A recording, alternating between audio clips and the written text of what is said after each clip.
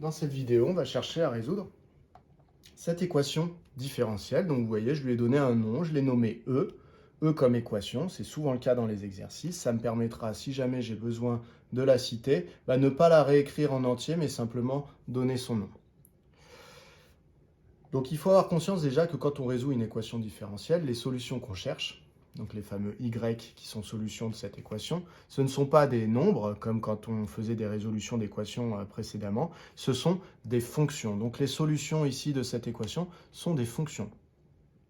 Ça veut dire que je cherche des fonctions dont la dérivée, donc des fonctions y, dont la dérivée est y', et pour lesquelles la dérivée et la fonction sont reliées par cette égalité. C'est-à-dire que quand je fais 4 fois la dérivée de la fonction et que je retire 12 fois ma fonction, il faut que ça donne 0. Quand je dis 0, c'est la fonction nulle. Voilà, ça c'est pour le contexte. Maintenant, on va parler de comment on fait réellement pour la résoudre. Alors dans votre cours, vous n'avez pas ce type d'équation-là, vous avez ce type d'équation-là. Y' moins AY égale 0. Alors elle peut être écrite comme cela, ou elle peut être écrite aussi comme cela, Y' égale AY. Voilà. Et donc on vous dit avec A différent de 0. Donc vous ici, vous observez que ce n'est pas tout à fait le cas pour l'instant. Nous, on n'est pas sous cette écriture-là, puisqu'on a un coefficient devant Y', alors que dans notre cours, eh bien, le coefficient devant Y' vaut 1. Donc, ça veut dire qu'ici, il va falloir que je transforme dans un premier temps l'écriture de mon équation que j'ai ici et que je la transforme en une écriture où le coefficient devant Y' va être 1, auquel cas je pourrai appliquer mon cours. Donc, on va essayer de transformer dans un premier temps. Je prends l'équation qui est ici, donc je vous rappelle, elle s'appelle E, donc j'ai qu'à donner son nom. Elle est équivalente à. Donc pour ne plus avoir le coefficient 4 devant Y', eh bien, dans le membre de gauche ainsi que dans le membre de droite, je vais diviser par 4. Ça me donne quoi? Eh bien, ça va me donner Y' moins, alors ici, 12 divisé par 4, j'obtiens 3. Donc Y' moins 3Y égale 0 divisé par 4, c'est-à-dire 0. Voilà. Donc, désormais, je vais résoudre cette équation qui est tout à fait la forme qui a été vue en classe, puisque en classe, vous avez vu que Y' moins AY est égal à 0, qu'on savait résoudre ce type d'équation. Donc là, je suis exactement dans ce cadre-là, avec pour moi le A, le coefficient ici, qui vaut 3. Je peux donc directement appliquer le théorème du cours qui me donne l'ensemble des solutions de cette équation. Donc, les solutions de E sont donc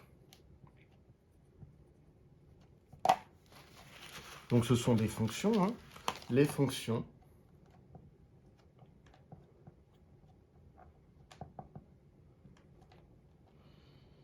qui possèdent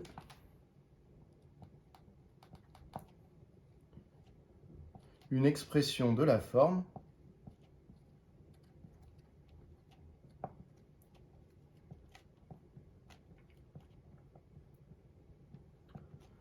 donc pour tout x appartenant à R, eh bien y de x est égal à une constante multipliée par exponentielle de AX dans mon cours. Donc, moi, comme A vaut 3, pour moi, ça va être exponentielle de 3x. Voilà. Avec C, une constante qui appartient à l'ensemble des réels. Donc, qu'est-ce que ça veut dire? Ça veut dire qu'il n'y a pas qu'une seule solution à cette équation, il n'y a pas qu'une seule fonction qui vérifie cette égalité. Il y en a une infinité. En fait, à chaque fois que je remplace C par une nouvelle valeur, ça me donne une nouvelle fonction qui va être à nouveau solution de cette équation différentielle. Donc voilà, une petite animation avec GeoGebra qui nous montre une des solutions de l'équation. Alors ici, elle s'appelle f, la solution. Ce GeoGebra n'accepte pas que j'utilise la lettre y. Donc ici, vous avez une fonction f de x, mais qui aurait pu être notée y de x, qui vaut 0,7 exponentielle de 3x. Elle est bien solution de l'équation puisqu'elle est bien sous la forme une constante fois exponentielle de 3x. Vous voyez, la constante, elle est ici, elle s'appelle c, et je peux la faire varier. Pour l'instant, je l'ai marquée, je l'ai mise égale à 0,7. Donc, ça me trace cette courbe. Il y a d'autres fonctions qui sont solutions de cette équation. Il suffit pour cela que je change la valeur de c, vous voyez, et ça me donne en fait d'autres courbes, donc qui vont être solutions. Donc, vous voyez, toutes les courbes qui sont tracées là, à chaque fois, c'est une nouvelle fonction solution. Voilà. Donc, il faut bien comprendre qu'il n'y a pas qu'une seule fonction solution de cette équation différentielle, mais qu'il y en a une infinité. Il suffit que je change la valeur de la constante, j'obtiens une nouvelle fonction, et donc sur un graphique, ça se traduit par une nouvelle courbe qui représente une solution de l'équation différentielle. Donc, je reviens sur la méthode. J'ai une équation différentielle, je m'arrange pour qu'elle ressemble à la forme que j'ai dans le cours. Ici, je repère quelle est la valeur de A. A valait 3 ici. Alors attention, dans un exercice où l'équation différentielle serait celle-là, eh bien, ça voudrait dire que comme dans mon cours, la forme de l'équation est censée contenir un moins, eh bien, ça veut dire que si jamais moi je lis un plus dans mon exercice, il faut que j'imagine à nouveau le moins et voir le moins comme un, voir le plus comme un moins 3. Dans ce cas-là, le A est égal à moins 3, puisque si je remplace A par moins 3, j'obtiens bien Y' plus 3Y égale 0, c'est-à-dire cette équation. Donc attention, si jamais c'est un plus, votre A va avoir un moins à l'intérieur de lui, entre guillemets. Donc là, ça n'était pas le cas, donc on avait bien ça. Et donc le A était égal à 3. Donc je répète, première étape, je transforme dans la forme du cours, et ensuite je récite mon cours, ce qui me donne une infinité de fonctions, solutions de mon équation. Maintenant, on va voir ce qu'on appelle le problème de Cauchy, c'est-à-dire que parmi toutes ces solutions, cette infinité de solutions, eh bien, si j'impose une condition initiale à ma solution, c'est-à-dire que je cherche à résoudre cette équation en rajoutant une condition initiale, eh bien, finalement, je vais me retrouver avec une unique fonction solution. J'efface, je recopie la question suivante et je vous rejoins. Donc dans cette deuxième question, on va chercher à déterminer l'ensemble des solutions de E qui vérifient cette condition initiale-là, c'est-à-dire que l'image de 2 doit être égale à 5. Donc déjà, petit rappel, on vient de voir que si je considère cette équation sans condition initiale, eh bien j'ai trouvé que les solutions, c'était les fonctions dont une expression était y de x égale à c fois exponentielle de 3x. Avec c qui pouvait être n'importe quel nombre réel, on serait de toute façon toujours solution de cette équation. Maintenant, parmi toutes ces solutions, je cherche celles pour lesquelles y de 2 est égal à 5. Qu'est-ce que ça veut dire graphiquement? Graphiquement, si y de 2 vaut 5, ça veut dire que pour cette fameuse fonction y que je recherche, eh bien l'image de 2 doit être 5. Ça veut dire que je recherche une courbe qui passe par le point de coordonnées de 5. Donc si je l'appelle A, ce point de coordonnées de 5, eh bien parmi toutes les courbes que j'avais tracées tout à l'heure sur GeoGebra, je cherche celle qui passe par ce point. Donc je vais vous remettre GeoGebra pour essayer de voir un petit peu mieux ce qui se passe. Voilà, donc on a à nouveau GeoGebra. Donc on a les fonctions y, vous voyez, qui s'appelle toujours f. Et donc, vous voyez, suivant la constante que je mets, ça trace une courbe. Si je bouge c, la valeur de la constante, eh bien, j'obtiens une nouvelle courbe à chaque fois. Vous voyez, la courbe se déplace. En fait, c'est parce que ça trace une nouvelle fonction.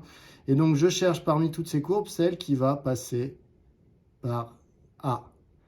Alors, c'est extrêmement compliqué, j'ai des gros doigts pour régler. Là, vous voyez, on arrive presque au résultat, mais bon, ça reste avec une courbe. En gros, on cherche celle qui va passer par ce point-là. Donc, on a une petite idée grâce à GeoGebra, mais vous voyez que c'est pas très précis, hein. Si jamais je zoome, ici, on voit que je passe pas tout à fait en A. Donc, la constante C, elle doit être encore un tout petit peu plus petite que ça. Voilà. Donc, on a vu avec GeoGebra, hein, c'est juste une conjecture qu'il n'y en avait qu'une seule solution qui vérifiait ça. Alors, vous avez un théorème dans votre cours qui vous dit qu'effectivement, il y a une unique solution au problème de Cauchy, c'est-à-dire de trouver une solution connaissant une condition initiale. Et donc, nous, on va la chercher. Donc, on va chercher ce qu'il faut pour la constante C pour que y de 2 soit bien égal à 5. Donc, c'est parti. Y de 2 égale 5, on va voir ce que ça engendre comme contrainte sur C. Donc, y de 2 est égal à 5, c'est comme dire que C exponentielle de 3 fois 2, puisque ça c'est y de 2, eh bien, doit être égal à 5. Donc, dire ça, c'est équivalent à dire que C fois exponentielle de 3 fois 2 est égal à 5. Ça, c'est y de 2. Et donc, ça doit être égal à 5. Donc, on va résoudre cette équation. Cela revient à dire que C fois exponentielle de 6 est égal à 5. Ce qui revient à dire que C est égal à 5 sur exponentielle de 6. Vous pouvez le voir comme ça.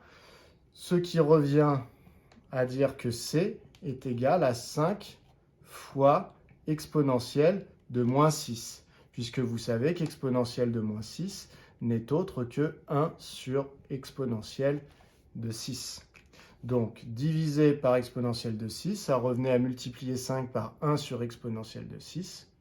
Donc, ça revient à le multiplier par exponentielle de moins 6. Je vais réécrire un petit peu plus bas. Donc, c'est égal à 5 fois exponentielle de moins 6. Donc, je peux reprendre l'écriture de ma fonction en remplaçant C par cette constante. Cela me donne donc l'équation E possède une unique solution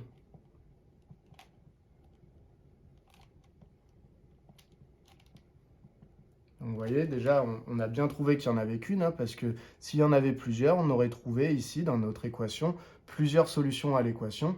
Or, nous, le C, on a trouvé une seule valeur possible. Donc, possède une unique solution vérifiant la condition initiale qu'on a imposée. Donc, vérifiant y de 2 égale 5. C'est... Alors, la fonction qui est définie par pour tout x appartenant à R, y de x égale, je recopie C, ça me donne 5 exponentielle de moins 6. Et je vous rappelle que la formule, c'était C exponentielle de 3x. Donc, fois exponentielle de 3x. Une autre écriture possible pour cette fonction, pour cette expression, c'est donc 5 exponentielle de, puisque exponentielle de a fois exponentielle de b donne exponentielle de a plus b, et bien ici, ça me donne 5 exponentielle de moins 6 plus 3x, c'est-à-dire de 3x moins 6. Voilà, on a donc résolu l'équation différentielle avec cette condition initiale. Alors, dernière petite précision, hein, c'est bien de le comprendre. Donc, on avait dit avec GeoGebra que la constante était proche de 0,01. Et bien, vous voyez, sa valeur exacte, hein, c'est celle-là. Et donc, si on le tape sur notre calculatrice, eh bien, qu'est-ce que ça nous donne? Ça nous donne 5 fois exponentielle de moins 6. Et donc, vous voyez, on est bien proche de 0,1. On vaut en fait cette valeur qui est affichée, hein, qui est une valeur arrondie. Voilà, mais on est proche de ce qu'on avait conjecturé ensemble.